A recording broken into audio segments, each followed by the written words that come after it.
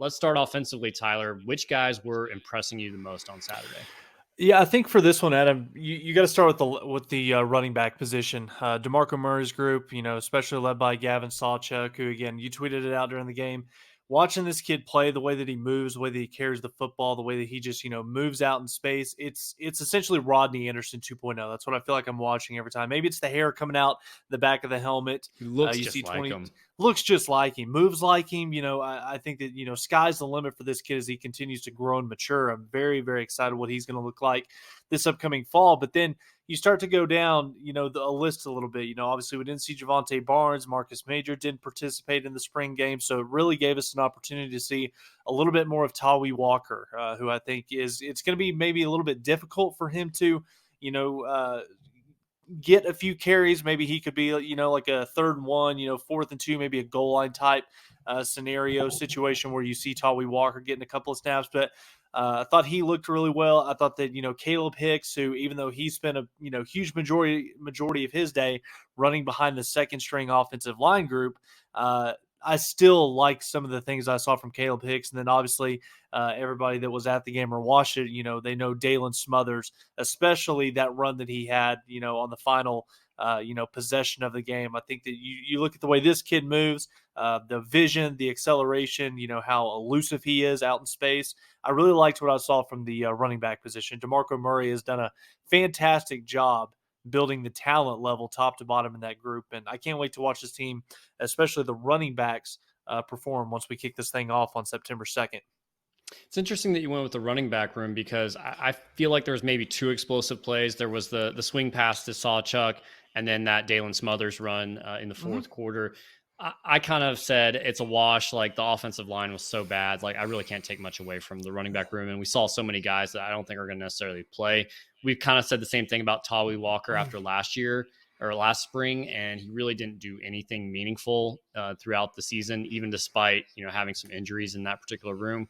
So yeah. I'm not holding my breath on him necessarily, but I do think Dalen Smothers is a guy that looked really good. I actually went with the receivers, and I kind of did this unintentionally. I just realized that, hey, I put 3 different receivers and the guys that impressed me.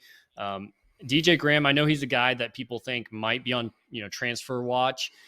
But, he got his 2 passes. I know he didn't do it against the best competition. He did it against a walk-on, and then he did it against the freshman, Josiah Wagner, who, credit to him, he was in the right spot. He just needs to have a little bit more intuition as far as when to turn his head and find that ball, because I think he could have picked that one off pretty easily if he was just looking for it. But, DJ Graham, he did what he could with the 2 opportunities that he had. I don't know if he's going to make a meaningful impact because it's so hard to transition to a new role, but I was like, hey, he took the opportunities he had, did something with them. I think Andrell Anthony, I think he's another guy that looked pretty good. We didn't see him catch a ton of passes. I think he probably could have had a long touchdown on that one pass interference he got held on that final drive. But he's a guy, just watching him in warmups and, a couple plays that he did have, I think, okay, he's a guy that I think can do a little bit more than what I was expecting. I was kind of thinking, okay, he's just going to be a deep threat, but I think he can do a little bit more intermediate and over the middle type stuff. So I think that's pretty encouraging. And Gavin Freeman, he's getting, a lot more looks. He seems to be a little bit more involved there. I think coaches are really excited for him. And I think he can probably maybe take some timeshare away from Drake Stoops, especially on those jet sweep plays, because his speed, and I think he ended up getting it for a loss either way, but his speed around that corner could be pretty elite in certain situations. So, that could be a big weapon there. So that's kind of what I had that impressed me on the offensive side. Do you have anyone else before we move over to what disappointed? Well, the wide receivers, it was kind of a mixed bag of emotions for me. Obviously, there were a couple of people like you highlighted. DJ Graham made some really good plays, during the time that he saw the field. Gavin Freeman, everybody's going to remember because the highlights, gone viral. The touchdown pass that he got from Jackson Arnold, just an incredible pass. Great route ran by Gavin Freeman, completing that catch, coming down with the football and, ultimately getting 6. I thought that those 2 played extremely well. Would have liked to have seen a little bit more from, Andrell Anthony. But again, it's a glorified scrimmage. It's a bona fide practice again. And, Adam, I think that you could even make the argument that Andrell Anthony's best performance all game long was during the final, couple minutes in that game with Jackson Arnold at quarterback. We'll get into that here in a second. But again, as good as some of those things were, I still kind of not walked out of the stadium, but I still kind of came away from that spring game pretty much the same expectations and thoughts I had going into it, where I feel like I was going to be wanting more. There was going to be more questions than we had answers. And I still feel like that rings true today. Obviously, Jaden Gibson, that's probably the most disappointing thing for me. Again, it's one practice, but again, a situation where you're in front of 55,000 people. That's the most game-like scenario you're ever going to find yourself in up until, kickoff on September 2nd. 3 drops. When you're in a competition, when you're trying to prove to the coaching staff that, hey, you can trust me to be out there, you can trust me to go out there and make competitive catches. You can trust me to go out there and make plays in crunch time scenarios. Jaden Gibson didn't do him any favors. So Emma Jones has got his work cut out for him. Especially kind of feels like maybe that's a problem, kind of in between the ears. That's a mental thing right now that Jaden's going to have to overcome, because the kid obviously has the talent and he's got the elite physical attributes that you would want in a top tier wide receiver. But Jalil Farouk, he one play that he made all day was a touchdown, kind of on a broken, coverage maybe. We know what we've got in Drake Stoops. DJ Graham played well. Gavin Freeman played well. He shined. But Adam, I've talked about it for the last 3 months. I came away from this spring game feeling the exact same way. Jacquez Petaway, Keon Brown, and now Brennan Thompson, the transfer from down in Austin. All 3 of those guys are going to have a chance to come in and compete for snaps. I think that they're going to have an opportunity to come in and do that right away, especially, Petaway and, Brennan Thompson, 2 guys that, have elite track type speed. So again, I think the wide receiver, do I want to see more? 1,000% yes. But again, I think that the position group on offense that I'm the most concerned about right now, it's got to be the wide receivers. Yeah. And I'm just realizing now that on my disappointed list, I also had several receivers. LV Bunkley Shelton, 1 reception for 13 yards. I don't recall that at all. Don't remember seeing him on the field very much. Maybe he becomes a weapon in the punt return game, and that's his role. Jaden Gibson, who we've talked about, 1 reception, 3 yards, 3 drops. Like, the guy just cannot get out of his own way with the drops, with the penalties on the punt, coverage teams last year. Just not building up the best reputation among OU fans right now. And, maybe he proves us all wrong. I hope he does and becomes a major piece, but it doesn't seem like that's turning in the right direction. And then how about from the tight end position, Austin Stogner? I think he had maybe 1-2 catches. And maybe this is just me needing to reevaluate my expectations for him, because what he was in 2020, up until that injury, and then I guess in 2021, he was kind of not really a major piece. And I know we were all excited to get him back, and I'm hopeful that he can be a nice weapon in the red zone for Dylan Gabriel. But I don't know. I wonder if at a certain point injuries have kind of slowed him down, or maybe we found out what he really is, and he's not exactly the Mark Andrews or the Grant Calcaterra clone that we thought he might be, just because he doesn't have that type of speed or agility or elusiveness once he gets the ball in his hands. So maybe it's just realigning my expectations on him. And if that's the case, maybe we do need to go into the transfer portal. I know Varkey's Gums was a name that a lot of OU fans wanted out of North Texas. He ended up at Arkansas. So maybe OU goes a different direction, or maybe Joe John Finley feels really great about Caden Helms, a guy that we weren't able to see, but he certainly brings athleticism to the table. But something McIntyre or Cade McIntyre, we'll see. I think that's going to be asking a lot for a true freshman to come in, especially from fall and not being a part of spring practice. But yeah, I don't know if disappointed is the right term, but I probably need to realign my expectations for Stogner. I think with Austin Stogner, Caden Helms, Jace Llewellyn, I think that from a receiving standpoint, Oklahoma is going to be just fine at the tight end position. But I think the one thing was very apparent to me, and maybe it was just something that I was completely overlooking, simply because of the fact. But with Walter Rouse and Tyler Guyton as your 2, outside tackles, I kind of feel like Oklahoma is going to be in a very good position out on the edge. But we all know that when Jeff Lebby likes to get into, 12 personnel, once he likes to have, a tight end on the line of scrimmage with his hand in the dirt, having a true presence blocking, I think that it is very obvious that Oklahoma's kind of in a position where they're going to take a step back from a blocking and a physicality standpoint. You don't have Jeremiah Hall. You don't have Braden Willis out there. I don't think that, B. Will got enough credit for what he did doing some of the dirty work, on some of those plays. So, yeah. We'll see what Austin Stogner can do, if he can continue to develop and improve as a blocker. But I definitely don't rule out, I like kind of like what I saw from Blake Smith, obviously making the one-handed catch with the club on the hand for 6. That was a good moment for him. But we'll see. Again, it's April 25th right now. We've still got another 5 months of this. 5 more months of development. Both strength, but also on the field as well. But yeah, tight end's definitely something for me, Adam. Flipping it over to the defense. This is kind of where Do you I want want to do most surprising? Did we do that? go ahead. Go ahead. What do you got? Yeah, because I got a couple, and I know there's a little bit. I guess sometimes there's overlap between impressed and surprised. Mm-hmm. But I guess we talked a little bit about Dalen Smothers. We haven't talked about the quarterbacks at all. And Jackson Arnold did surprise me. I thought his speed and his running ability looked better than what I expected. He had that one, run that got called back, I guess. I don't think he would have actually scored on that, but maybe 15, 20-yard gain. I think it would have been a pretty big play regardless. But I thought his running ability looked pretty nice. And then when we did see him with the starters in that last drive of the game, his play improved quite a bit. So I think you got to be excited there. I think he's exactly what OU fans expect him to be in a sense. Some people are a little bit overhyped on him. He's not going to start over Dylan Gabriel. You don't want that. Most 5-stars that come in are not going to be, Trevor Lawrence or Caleb Williams. That's the exception to the rule. In fact, if you go back, I did some research on 5-star quarterbacks that started in their freshman year, and there's only one. And I went back to like 2008 or so. There's only one that had a better touchdown interception stat line than Dylan Gabriel did last year, and that's Trevor Lawrence. Now, Caleb Williams probably would have gotten there if he started the entire year, but those are the exceptions to the rule. Most other guys are not doing that. So OU fans, we need Dylan Gabriel to be good. We need him to be effective and be the starter if we want this team to be successful and to reach double-digit wins. But I did think he was impressive, and I think gives you a lot of hope for the future still. What do you make of that, Adam? Because obviously I kind of feel like Oklahoma fans, their opinions, their expectations are a little bit skewed in a way because we saw a very similar situation happen a year ago where you had the 5-star, number 1 quarterback in the country in Caleb Williams come in. Obviously, Spencer Rattler struggles, even though they are undefeated going into the Cotton Bowl.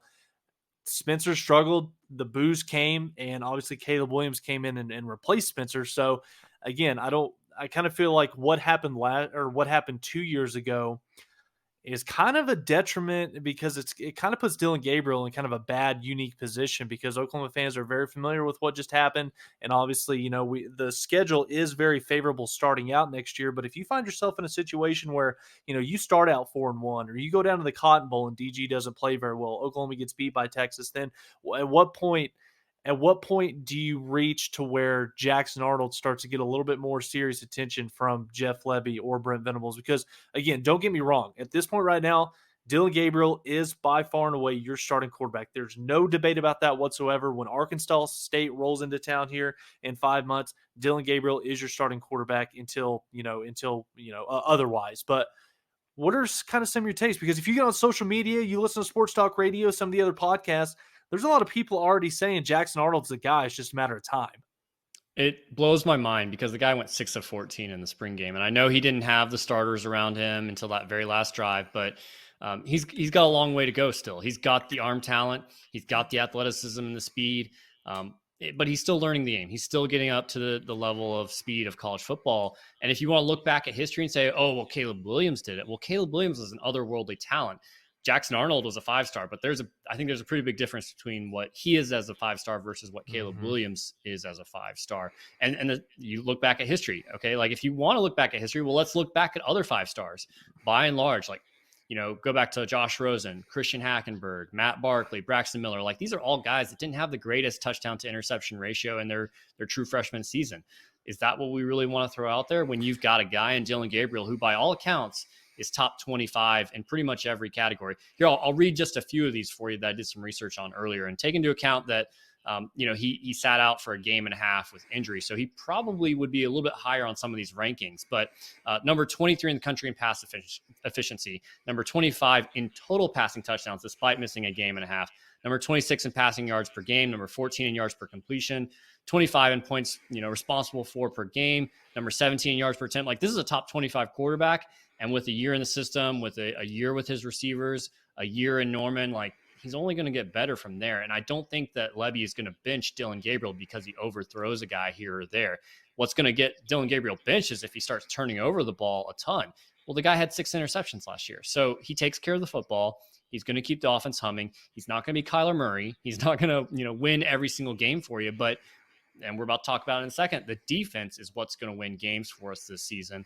And we don't want it to be all on Dylan Gabriel's shoulders. So we got to relax. We got to let Jackson Arnold develop. And that's what's going to allow this team to be truly successful this year. Because if we throw Jackson Arnold in there from game 1 or game 5, we have to remember that Caleb Williams was not good for several of his starts as a Sooner. And I just don't think that's the recipe for success unless we're saying, hey, we're cool with going 7 wins next year and still developing. I don't think OU fans want that. No, not at all. And let's kind of pump the brakes. Let's stop the comparisons talking about, well, Caleb Williams did it, so why can't Jackson Arnold? Let's not forget, too, Caleb Williams has played probably less than 20 football games in his collegiate career.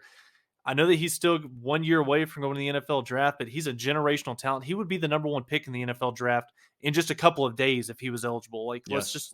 let's get that thrown out there right now. So I think one of the things, regarding Jackson Arnold, when you compare him and Dylan Gabriel, obviously DG has got a huge leg up. He's played 5 years of collegiate football. He's got a lot of experience in the Jeff Lebby system, but he's also got a lot of experience playing, high level Division I caliber football. And Jackson Arnold, who, basically should be getting ready for the senior prom right now. And here he was just completing his first, live game action for an Oklahoma spring game. So again, I think that when you look at these two guys, Dylan Gabriel is by far and away, he's QB1. That has got to, for Oklahoma to get to where they want to, Jackson Arnold should not have to touch the field this upcoming year in any type of meaningful reps whatsoever. So, but with that being the case, I do kind of get the argument, though, that some people are making that if it's that close. Now, obviously, you've got DG who's got the experience. He's been in the fire before, but you've also got a kid in Jackson Arnold who is no doubt about it. We found that out on Saturday. He's got the stronger arm. He's the bigger, faster, stronger kid. He's got might have a much higher ceiling than Dylan Gabriel does. And I think one of the things that kind of drives Oklahoma fans crazy is when you start looking at a 6-7 season a year ago, where we did lose 4 to 5 games by less than 1 possession, where it was maybe 2 to 3 plays, whether it's a couple of throws that Dylan misses, or it's an opportunity where it's 3rd down and 7 and you need your quarterback to go make a play and Dylan just simply didn't get it done. Does Jackson Arnold, even though he is young, he's brand new, he's a newbie, does his elite level coming from the 6A high school football in the state of Texas, does it get any better across the country?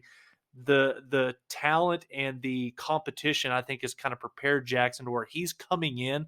And yes, he's only 18 years old. He is a true freshman.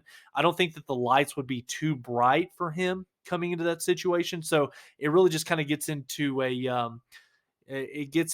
a scenario where you're going to trust Dylan Gabriel. He's been in the system. He's your guy. But you also have to realize, too, coming off of a 6-7 year with the SEC move looming in, just 18 months, Brent cannot afford to just simply lose 2 to 3 games before saying, okay, here you go, Jackson, it's your team. We're kind of out of it right now. We're going to build for the future. We're looking ahead to 2024. Unfortunately, I think that's what it would take to bench Dylan Gabriel. And again, I'm not saying that's going to happen whatsoever, but for all these people that are clamoring that, Jackson Arnold needs to start day one, enough of that. It's going to take it's going to take a couple of losses on the schedule. It's going to take some turnovers, being forced from Dylan Gabriel's arm. Well, tell me where those losses are going to come from, because this is a Charmin soft schedule. I mean, half of the schedule is G5 programs. You've got the 3 non-conference games. You've got Cincinnati, who's transitioning. I know they've recruited well, but that's not a Power 5 program. They're going to transition over a couple of years to get to that point. You've got Iowa State, one of the worst teams in the Big 12 last year. They're going to be tough, but I don't think they have necessarily the playmakers to compete with OU in Norman. Texas is always going to be a dog. Like that's a dog fight. UCF, another team that's transitioning. BYU, another team that's transitioning. You get West Virginia. That's one of the worst teams in the Big 12 from last year. They're coming to Norman. OSU's got D2 and D3 guys that transferred in to help out there. So you don't have the best teams on the schedule in K-State and Baylor and Texas Tech. I don't think Dylan Gabriel is going to relinquish control of this, because I just don't see where the losses come from. I don't think if you truly believe the defense is improved, which we're about to talk about, but if you truly believe that, then Jackson Arnold will probably never play a meaningful snap outside of injuries. He'll play situationally, I'm sure, but he won't be the guy, because I just don't think Dylan Gabriel is losing to those teams. And as an OU fan, if you're being realistic, That's what you hope for this upcoming year, because looking at Absolutely. the schedule right now, this is a 9-win season, bare minimum.